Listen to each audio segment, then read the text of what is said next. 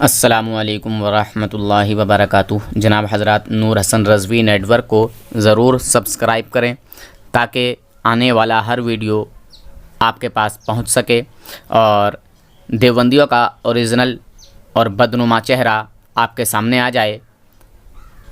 सुन्नी अंबिया इकराम की जिस कमाल को तस्लीम करते हैं, मानते हैं, वहाबी देवबंदी उसी कमाल को शिर्क बताते हैं और अपने बुज़ुर्गों के लिए हर कमाल को तस्लीम करते हैं, अंबिया इकराम के कमाल को इनकार करते हैं। देखें इस वीडियो को। हाँ, सुफियान देवबंदी विक्टोरियन। कॉल क्यों नहीं उठाते हो मेरा? हाँ, सिर्फ बकवास करते हो व्हाट्सएप पे। अंजार भाई सुनो, अंजार भाई मैं क्या बोल रहा हूँ, एक देवबंदी मुनाफिक है तो आपको निकाल देगा देवबंदी। जब हमको इस तरह निकालेंगे तो क्या मुखालिफ लोगों को इनके बेदे मुनाजरा करेंगी? निकाल दिया हमको। आप किसको बात कर रहे हैं? अंजार से। हेलो, अंजार नहीं, मैं शेख जलालुद्दीन चिश्ती बोल रहा हूँ। अब साबित हो गया तुम कौन से फिरके से हो। हाँ, वो एक आदमी था, कोई हमको निकाल दिया, पता नहीं कौन था। निकाल दिया। तुम जो आप बोल रहे हो बरेलवी और हिंदू एक हैं, आप साबित करो। तुम बरेलवी और हिंदू को तुम एक क्यों कहते हो? जाओ, हमने तो साबित कर लिया। नहीं, तुम इस तरह के बकवास करके किसी का तुम कर लेना हमारे। हाँ, आपसे बात क्या करें, आप परेशान करते हैं। हम काम परेशान करने की बात नहीं है। तुम अब जवाब दो मुझे। जवाब, भागो मत। एक हमारा ग्रुप है, सुने, भागो मत। ईसा यहाँ जवाब दो। तुम हिंदू हो? मैं साबित करूंगा तुम हिंदू हो। हमारा मोबाइल का आवाज भी कम आता है। नहीं, तुम हिंदू हो, मैं साबित करूं। अभी 2 मिनट में साबित करता हूँ। अल्हम्दुलिल्लाह रब्बिल आलमीन, मैं मुसलमान हूँ पूरा। नहीं, तुम जो विक्टोरिया को मानते हो, सुनो, अब किसी को नहीं मानता हूँ, किसी को नहीं मानते। को मानता हूँ और सलफ़ सालिहीन को मानता हूँ, सहाबा इकराम को मानता हूँ। उनके अलावा मैं किसी को नहीं मानता हूँ। किसी कुछ पुजारी में कुछ नहीं करता। अच्छा, तो इस जमाने में तुम्हारी जमात कौन सी है? हमारी जमात वो है तो कुरान और हदीस के पीछे चलती है। जो नहीं, जमात का एक खास नाम बताओ। ये जो कहने कह के पूरे 73 फिरके भी बच जाएगा। कोई भी बातिल साबित नहीं होगा। किसी तरीके से ना वो काफिर है। अल्लाह ने कहा है कि जो किसी बरेली जो बंदी है हदीस में ना रहे वो काफिर है। बिल्कुल साबित करेंगे जो बुत पूजा कबर पूजा। अच्छा, नहीं, इस जमाने में तुम्हारी जमात का कोई नुमाइंदा, कोई बड़ा आलिम है तुम्हारी जमात का? अल्हम्दुलिल्लाह। तो बताओ ना। सारे नहीं, एक नाम बताओ। सारे की बात नहीं, एक नाम पूछा मैंने। तुम्हारी जमात का एक बड़ा मौलवी हो, एक आलिम का नाम बताओ जो बड़ा मशहूर, जिसको हम एक आदमी की बात कराएंगे भाई। नहीं, तुम्हारी जमात का नाम बताओ ना। अभी तो तुमने देवबंदी को कहा, देवबंदी अंजार देवबंदी समझ के मुझसे बात कर रहे थे। ग्रुप में गंदे ग्रुप में रहते भी नहीं। अंजार देवबंदी को कह रहे थे कि हम आपस में इस तरह एक दूसरे को निकाल देंगे। इसका मतलब तुम अंजार देवबंदी के साथ में हो। साबित हो गया ना? नहीं, मैं अंजार देवबंदी तुमने अपने को देवबंदी मान लिया ना। तुमने अपने को देवबंदी मान लिया शुरू में, जब मुझे नहीं पहचाने तुमने अपने को देवबंदी माना। गलती से मुझसे बात कर रहे थे, क्योंकि मैं मेरे नंबर से फोन करता हूँ तो उठाते नहीं हो। अंजार देवबंदी से बात करने के लिए अंजार देवबंदी से तुम कह रहे थे कि हम आपस में इस तरह अगर बात करेंगे, एक दूसरे को निकालेंगे, तो दूसरे से मुकाबला कैसा करेंगे? हाँ, इसका मतलब अंजार देवबंदी तुम आपस में एक हो। अंजार देवबंदी, तुम विक्टोरियन अहले हदीस को हक पर मानते हो या गुमराह मानते हो? मैं किसी को गुमराह नहीं मानता। जब किसी को गुमराह नहीं मानते, यानी बरेलवी को सिर्फ गुमराह मानते हो तुम। इन लोगों को काफिर और मुर्तद समझता हूँ। बरेलवी को के साथ मसलहत से बात करता हूँ।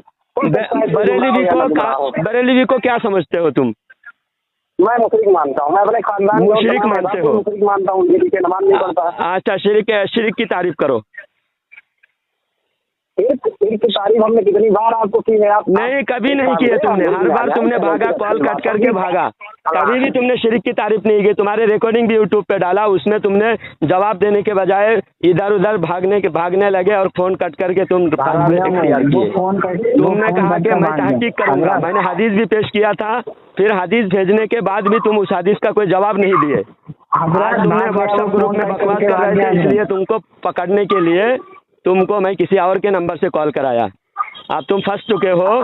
तुम अपने को ये भगोड़ा कट करके भागा। देखे, शिरक सिर्फ कहता है, साबित करने की इनकी औकात नहीं है। ये सबसे बड़े मुशरिक तो ये देवबंदी और अहले हदस हैं, क्योंकि लगाऊं हजरत फोन? फिर लगाए तो उठाएगा नहीं वो तो सिर्फ मेरे नाम से कांपता है, वो मेरे नाम से उसके पाजामा आगे से गीला पीछे से पीला हो जाता है। सिर्फ ये क्या आम आदमी को गुमराह करने के लिए सिर्फ पोस्टरबाजी करके दिन भर खुद का वक्त भी बर्बाद करता है, खुद के अमाल बर्बाद करता है और दूसरों का भी वक्त अमाल ईमान सब बर्बाद करता है। ये बर्बाद करने के लिए पैदा हुए हैं। अगर इनकी हिम्मत होती, ये हक पर होते, किसी से डरते नहीं, दावा पर दलील देते। सिर्फ दावा करने से कोई हक पर साबित नहीं होता, दलील देने से साबित होता है। अब ये मुशरिक कहा, ये हरामी देवबंदी अहले हदस मुशरिक हमको कहता है, लेकिन साबित नहीं कर सकते। आज हम आपकी इस रिकॉर्डिंग में, इस ऑडियो में आपसे हम साबित करेंगे आपके सामने कि देवबंदी अहले हदीस खुद मुशरिक है, सबसे बड़ा मुशरिक है। इनके किताब मजमूउल फतावा, इब्ने तैमिया का मजमूउल फतावा है, और इब्ने तैमिया को देवबंदी भी मानता है, अहले हदीस भी मानता है। लेकिन दिखावा के लिए देवबंदी कभी कभी इब्ने तैमिया से इख्तिलाफ की बात भी करता है। हाँ, लेकिन रहमतुल्लाह अलैह इब्ने तैमिया को लिखा है इनकी किताबों में, और ये इब्ने तैमिया को रहमतुल्लाह अलैह कहता है, दोनों फिरका। तो इब्ने तैमिया मजमूउल फतावा में लिखता है कि अल्लाह अर्श के बराबर है, ना बड़ा है ना छोटा है, यानी अर्श को बिल्कुल अल्लाह बराबर फिट बैठा हुआ है और अर्श पर बैठा हुआ है। अब ये भी लिखा है जैसा मैं कुर्सी से उतर रहा हूँ, मिंबर से उतर रहा हूँ, इसी तरह अल्लाह ताला कुर्सी से अर्श से उतरता है और अल्लाह की वजन से अर्श चिड़ कर रहा है, आवाज़ कर रहा है। तो माज़अल्लाह, इस तरह अल्लाह की शान में इन लोगों ने गुस्ताखी किया। अब अर्श एक मखलूक है, अल्लाह नहीं, अर्श एक मखलूक है। तो अर्श को अल्लाह के बराबर कहने से अर्श अल्लाह का शरीक हो गया। देवबंदी अहले हदीसों के अकीदे में अर्श अल्लाह का शरीक हो गया, तो ये भी शिरक है, ये सबसे बड़ा इनका शिरक है। दूसरा, इनके इस्माइल देहलवी ने खुद किताब में लिखा है, एक हदीस नकल किया है, क़यामत से पहले जब दज्जाल आ जाए, आके चला जाएगा, दज्जाल का भी खातिमा होगा, इमाम महदी आके चले जाएंगे, ईसा अलैहिस्सलाम दुनियावी ज़िंदगी गुजारने के बाद वफ़ात पाएंगे, आखिर में सारा जब क़यामत की सारी अलामतें ख़त्म हो जाएगी, उसके बाद आखिर सूरज मगरिब से तुलू होगा, वो भी ना, उसकी अलामत भी पूरी हो जाएगी। फिर आखिर में सूरज मगरिब से तुलू होने के भी बाद जितने मोमिन बचेंगे, क्योंकि सूरज जब मगरिब से तुलू होगा उसके बाद कोई मोमिन दुनिया में, जो मोमिन होगा वो मोमिन ही रहेगा और जो काफिर होगा वो काफिर ही रहेगा, क्योंकि उसके बाद तौबा का दरवाज़ा, ईमान का दरवाज़ा बंद हो जाएगा। समझे? हाँ, ईमान का तौबा का दरवाज़ा कब तक खुला है?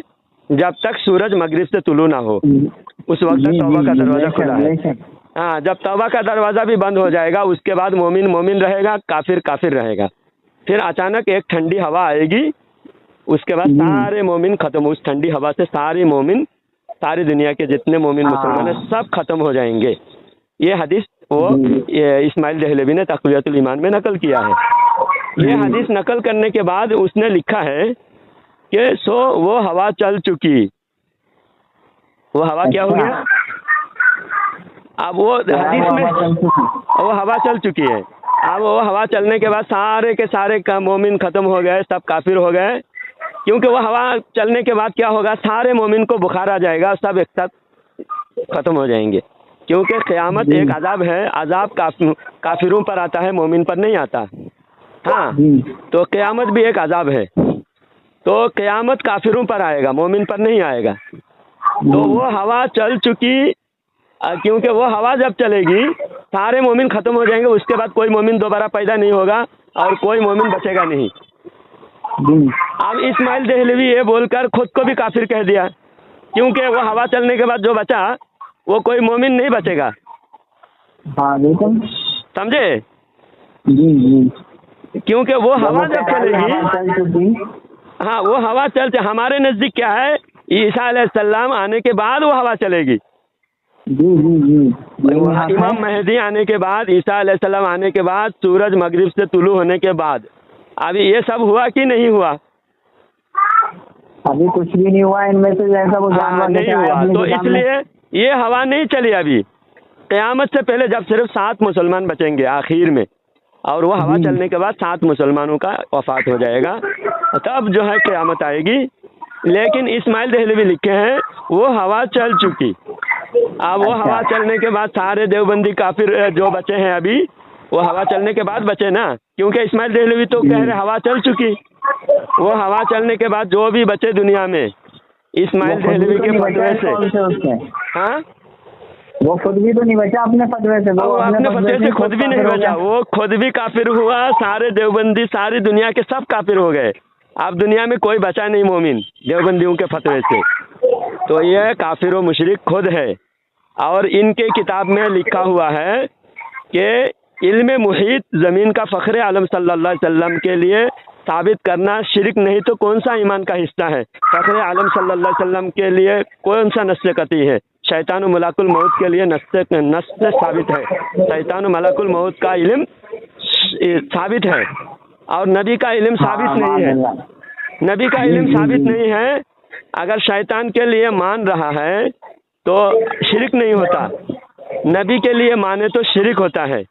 अब ये बताइए, शिरक कहते हैं अल्लाह की ज़ात व सिफ़ात में शरीक करने को।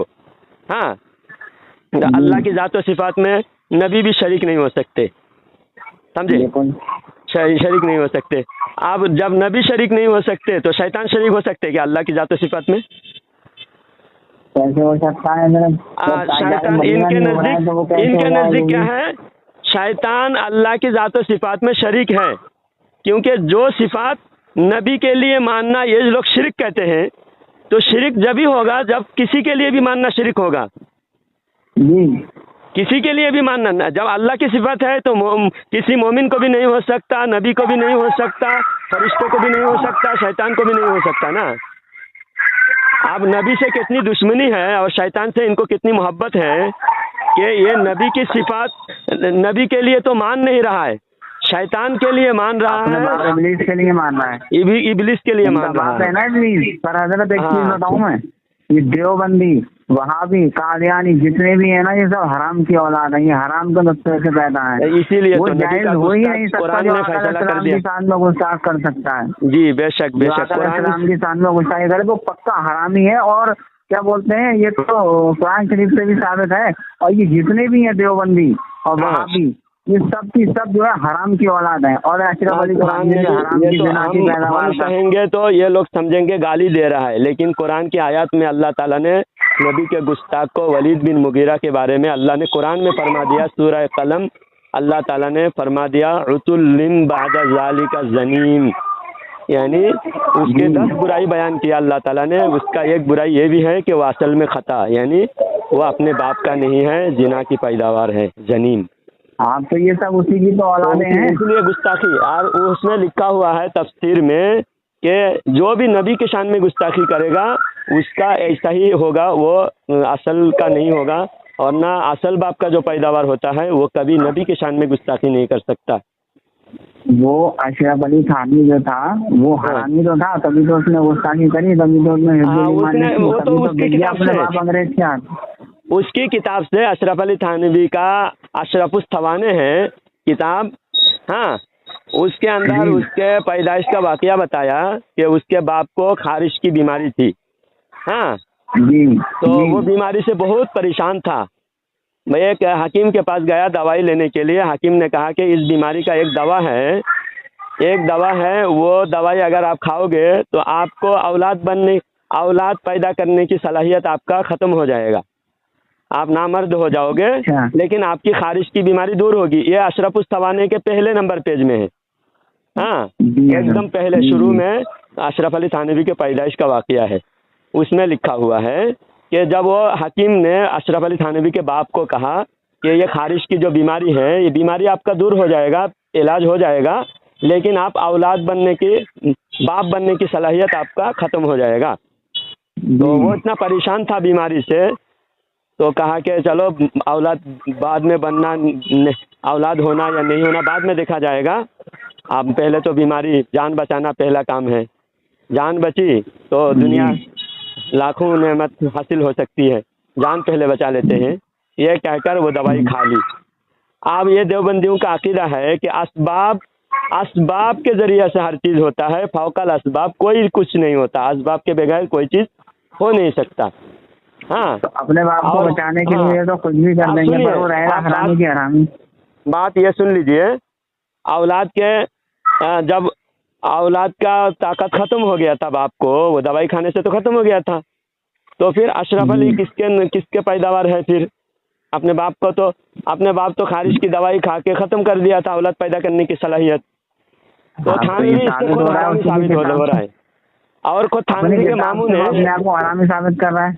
हाँ, थानवी के मामू ने खुद लिखा है कि वो भड़वा है। थानवी का मामू कि मैं एक जगह जलसा करने के लिए बोला कि अगर मैं बयान उसी वक्त करूँगा कि आगे से लड़कों की फौज हो और पीछे से आगे से एक आदमी उज़्वे तनासुल पकड़कर खींचेगा और पीछे से लड़कों की फौज हो, डंडा लेकर लड़के पीछे पत्थर मारे, डंडा घुसाए और बिल्कुल नंगा होकर रास्ते में चलेगा और बाद में वो लोग लड़कों का फौज भड़वा है रे भड़वा, भड़वा है रे भड़वा, ऐसा मेरे को कहेगा तो मुझे बहुत मज़ा आएगा, फिर जाकर मैं तकरीर करूँगा।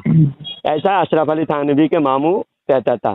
तो मामू अगर भड़वा है तो अशरफ अली की माँ रंडी हुई ना, तो जब उसकी माँ भी रंडी है, अशरफ अली की माँ रंडी, और इनको रंडियों से इतनी मोहब्बत है अशरफ अली थानवी को, गंगोही को, नानोतवी को और इनके जामिन अली जलालाबादी को, इनको रंडीबाजी इतना पसंद था कि जामिन अली जलालाबादी रंडी सहारनपुर की रंडियों को मुरीद करता था। बहुत सारे रंडियाँ मुरीद थी और एक मुरीद नहीं के घर में जाके रुकता था, वो ठहरता था। अब जो रंडी ने भी कहा था कि तेरे तो मुंह पे भी नहीं मूतूंगी मैं। हाँ, मुंह ने ये भी कह दिया था। और वो जामिन अली जलालाबादी ने कितना बड़ा वो मुशरिक है, जामिन अली जलालाबादी ने कहा कि ये जिना करने वाला कराने वाला कौन, ये तो वही है, यानी अल्लाह ताला के बारे में कह रहा था कि अल्लाह भी जिना करता है माज़अल्लाह। ये देवबंदियों के पीर जामिन अली जलालाबादी का ये कहना है, हिकायत औलिया में लिखा हुआ देवबंदियों के अरवाह सलासा किताब में। अरवाह सलासा का तो मुझे मालूम है, इन्होंने एक वाक़या और लिखा है अरवाह सलासा में, वो पूरा उनका घोटाला अरवाह सलासा में, गंदगी का पूरा मजमुआ अरवाह सलासा। और एक वाक़या और बोल के ख़त्म करूँगा, बात बहुत लंबी हो जाएगी, इशा की आज़ान होने वाली है। हाँ, इनके याकूब नानोतवी और कासिम नानोतवी दोनों एक होटल में ठहरे हुए थे, एक होटल में रुके हुए थे याकूब नानोतवी और कासिम नानोतवी। तो एक रंडी आई, हाँ, एक रंडी आके कासिम नानोतवी के पास जाके बोली वो रंडी कि मुझे तावीज़ दीजिए, मेरी एक बेटी है, मेरा धंधा उसी पर चलता है, उसी से मेरा धंधा चलता है।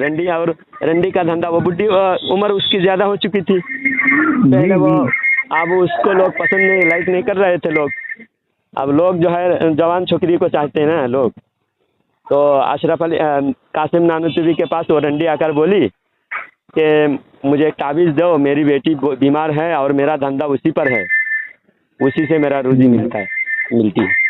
तो फिर कासिम नानोतवी ने कहा कि ऊपर जाओ, ऊपर बड़े मौलाना है, मेरे से बड़े मौलाना, उसका नाम था याकूब नानोतवी। दोनों नानोतवी, नानोता का था और दारुल उलूम देवबंद का शेखुल हदीस था याकूब नानोतवी, मोहतमिम था। तो याकूब नानोतवी के पास वो औरत गई, याकूब नानोतवी से जाकर ऐसा ही कहा। तो याकूब नानोतवी ने ये नहीं कहा कि तुम नाजायज़ काम करती हो, हराम काम करती हो, जिनाकारी करती हो, जाओ भागो यहाँ से। भाई ऐसे काम के लिए तावीज़ दिया जाता है क्या? आप बताओ, कोई हराम काम को कोई तावीज़ देगा कोई मौलवी? अपने गांव के, अपने मस्जिद का, छोटी मस्जिद का मुसल्ला का जो इमाम है वो भी तावीज़ नहीं देगा रंडी को और हराम काम को नहीं देगा। लेकिन याकूब नानोतवी ने रंडी को धंधा करने के लिए तावीज़ दिया। अब इन देवबंदियों को तो तावीज़ अपने बहन बेटियों का धंधा कराना चाहिए, क्योंकि जब याकूब नानोतवी ने तावीज़ देके जायज़ साबित कर दिया, धंधा रंडियों का धंधा करना जायज़ है, इसी फतवा को बुनियाद बनाकर बिन्नूरिया टाउन, लाहौर, कराची, पाकिस्तान वहाँ का एक मदरसे से फतवा निकला। फतवा क्या है कि अगर शौहर जमात में चला जाए और बीवी को ख्वाहिश हो तो मोहल्ले के लड़कों से भी ख्वाहिशात पूरी कर सकती हैं, इश्क लड़ा सकती हैं, जायज़ है। क्योंकि जब एक चीज मैं बताऊँ आपको। हाँ अभी ये लोग जो जमात में चले जाते हैं, हाँ 40 दिन, 3 महीने, 4 महीने, तो इनकी बीवियाँ यही तो कराती हैं दूसरों हाँ, से। जो क्या बोलते हैं, जब किताब में जायज़ कर दिया को गुनाह, जब गुनाह कोई है नहीं इनके नज़दीक। हाँ, ये दुनिया में इसलिए लोग देखिए, हम लोग कितने दलील से बात करते हैं, हम चैलेंज करते हैं, हम हमेशा किताब लेके घूमते हैं, सारे किताब इकट्ठा करके मिंबर पे रख के स्टेज लगा के हम बात करते हैं, फिर भी लोग हमारी तरफ ज़्यादा नहीं आ रहे, उनकी तरफ क्यों जा रहे हैं?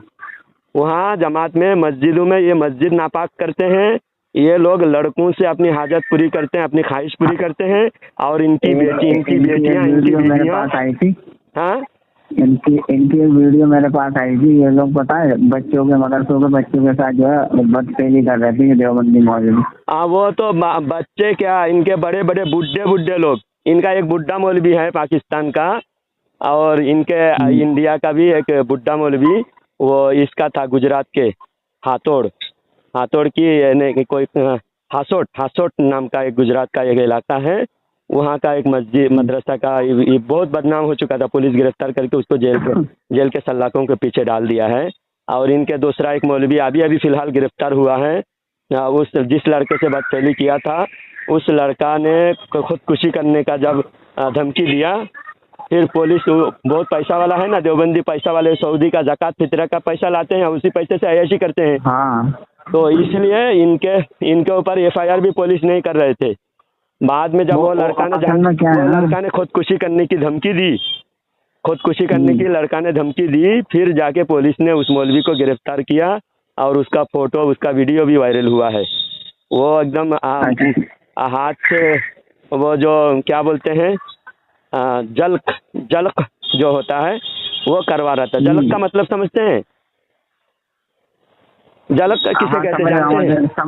समझ रहा हूँ हजरत, मैं जो हाथ से निकालते हैं, हाथ से काम करते हैं, उसको जलक कहते हैं। तो वो काम करवा रहा था किसी और से, और के जिनाकारी बदफेली भी कर रहा था वो मौलवी। ये सारी बातें उसके मौलवी से साबित हो रहे हैं। सुनिए, देखिए, ये सारी आज ज़्यादातर लोग उनके अंदर क्यों जा रहे हैं? ये हक पर है इसलिए नहीं जा रहे हैं। हाँ, बात अभी ख़त्म करता हूँ इसी पर। लोग ज़्यादातर इनके जाल में क्यों फंस रहे हैं? अय्याशी करने का मौका मिलता है मस्जिदों में, इनके मस्जिद में हाँ, आराम भी करो मस्जिद में, इनका अय्याशी भी पूरा, शौक़ भी पूरा हो रहा है, और फिर दीन का भी लिबादा ओढ़ के घूमने फिरने का, खाने पीने का अच्छा मौका भी मिलता है, ज़कात फितरा भी मिलता है। ये सब कुछ इनके साथ इनके हो रहा है। इस वजह से लोग इनके जाल में ज़्यादा फंस रहे हैं। वरना लोग अगर देखते कौन हक पर है, फिर आओ सामने स्टेज लगाओ, उलमा को बुलाओ। मैं तो कहता हूँ तुम्हारे 100 मौलवी को बुलाओ, मैं अकेला तुम्हारे सामने बात करूँगा, तुम्हारा काला चिट्ठा खोल के रखूँगा, तुम्हारे पूरे मौलवियों को सबको बेनकाब करूँगा, सबको नंगा करूँगा। अभी किसी की औकात नहीं रही ना, वो आप देवबंदियों में जो किताबें लेके अभी जो गए थे, किसी की औकात नहीं रही बात करने की। हाँ, देखिए ना, सारे हर जगह जाके जहाँ इनके 90% 95% इनकी अक्सरियत होती है, हमारे 4-5 सुन्नी इनके लिए काफ़ी हो जाता है। कि जागना ज़रूरी है, बेदार, हमारे अगर सुन्नी बेदार हो जाए ना, हमारे 4-5 सुन्नी इनके हज़ारों पे भारी हो जाते हैं। बेशक हक बात है। दुआ में याद रखिए, अल्लाह ताला आपको जज़ाए खैर अता फरमाए। और ये इसी तरह इंशाअल्लाह आपको लाइन पे लेके बात करेंगे, वहाबियों का चित्रण करेंगे इंशाअल्लाह। ठीक है, जज़ाकल्लाह। अस्सलाम वालेकुम रहमतुल्लाहि व बरकातहू। आप हजरात इस चैनल को ज़रूर सब्सक्राइब करें, लाइक और शेयर भी करें, घंटी बेल आइकन को दबा दें, और इस चैनल को सब्सक्राइब करना ना भूलें। अल्लाह हाफिज़, फ़ी अमानिल्लाह।